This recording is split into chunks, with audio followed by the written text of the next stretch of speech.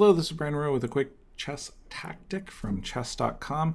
I threw this onto my Facebook and there was a lot of discussion about it, and I wanted to discuss the right answer and then how one would really get to that. But before doing that, please pause the video, take up to a few minutes, see if you can find the correct continuation here.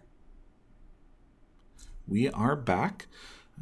I'm going to start with the logic that I use whenever approaching a new position or a tense position in a game, especially right after I've gotten out of my kind of known openings. I look at the imbalances and what's going on in the game. In this case, material and development along with king safety are the three most important factors. This is a very common type of position for an amateur games where someone has brought out their queen early. Black, in this case, probably gobbled up a few extra pawns, is technically ahead on material if you just count the number of pieces, but is completely lost because White's imbalances are a huge lead in development and a much safer king. That king on e8 is just waiting to be crushed. So now that we've figured out that there's probably a tactic here given the imbalances, we start by calculating. I go with checks, captures, and forcing moves. The first thing that most people calculate in this position is knight takes f6, which is a decent move, but it gives up most of the advantage. White is still winning. After the knight gets taken back, White can control the board, grab back one of their pawns, and this is a situation that some players would be happy with. But it's really led into Black's plan, which is to exchange off as many attackers and get into a equal or winning endgame. There's a much, much stronger move here, which is the first capture that I start to calculate, which is queen takes f6.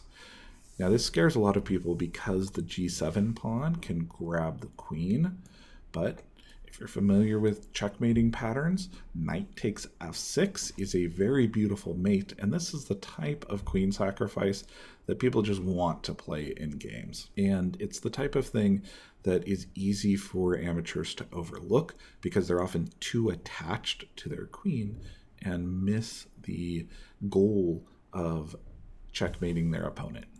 But what makes this problem really interesting is not that little very beautiful two-move checkmate, it's that Black also has a defense here in grabbing the undefended rook.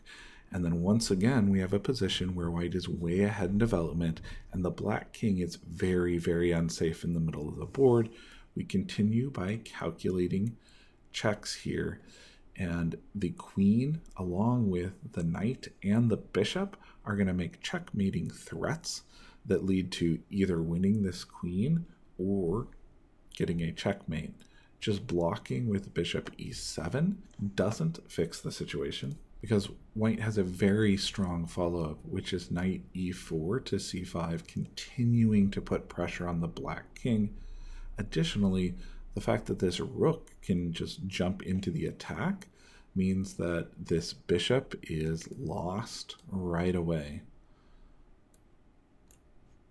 Now this bishop is defending the knight, and the knight is guarding two great squares here for the queen to come in and threaten checkmate. A computer in this situation is going to recommend just grabbing the knight and alleviating the pressure, but if Black tries to hold on, there's little to no hope here. Additionally, Black could have tried to hold on to the bishop a few moves earlier, but the pressure just comes crashing in, and the rook moves into the attack, and eventually Black is going to get mated here in the center of the board, or Black is going to have to give back their queen and likely still get mated. Here we've got a giant number of pins. The queen is pinned, the bishop is pinned, and there's nothing that can be done to try to keep the board together. And here we're moving into a solid number of checkmate threats and another pin. Black is just going to get mated in the center of the board here within a matter of moves. Both of those rooks for black look very, very silly sitting on their starting squares,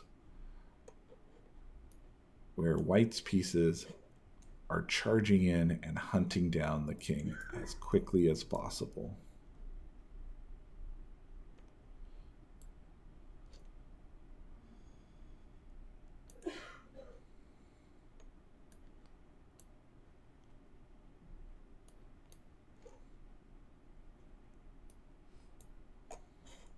Now, going back to the starting position here, a common question that people ask is, how far ahead do you really need to calculate before jumping into a tactic like this?